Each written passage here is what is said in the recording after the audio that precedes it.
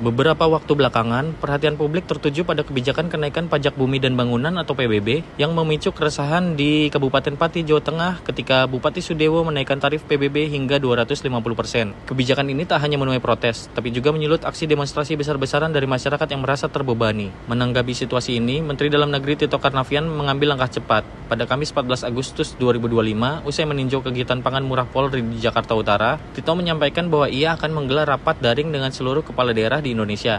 Tujuannya, mengidentifikasi kebijakan serupa yang berpotensi menimbulkan gejolak sosial.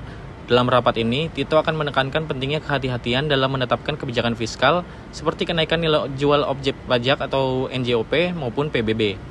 Ia mengingatkan para kepala daerah agar tidak mengambil keputusan yang memberatkan masyarakat, apalagi tanpa sosialisasi yang memadai. Tito juga menyarankan agar setiap kebijakan baru, terutama yang menyangkut pajak, diberikan masa sosialisasi minimal 1 tahun sebelum diberlakukan.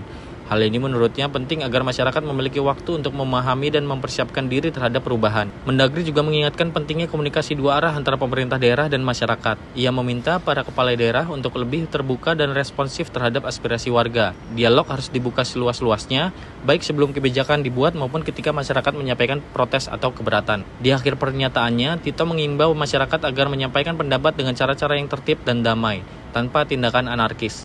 Betul dampak kemampuan ekonomi masyarakat.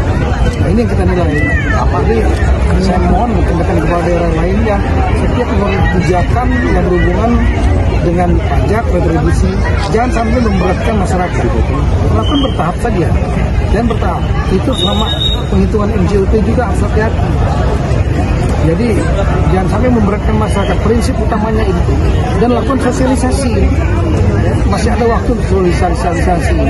Harusnya aturan-aturan tertentu ya, yang pajak ini misalnya itu dibuat tahun ini, diberlakukannya mulai 1 Januari.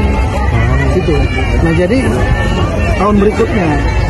Jadi saya mengimbau untuk masyarakat tenang, kemudian jangan melakukan aksi-aksi anarkis apapun. Kalau ada tuntutan, lakukan dengan mekanisme yang ada, jangan melanggar. Dan sebaliknya rekan-rekan kepala daerah cukup responsif melihat dinamika masyarakat. Aspirasi itu responsif, akomodatif, ajak dialog, seperti itu. Jangan langsung melakukan protes. Download Tribun X sekarang, menghadirkan lokal menjadi Indonesia.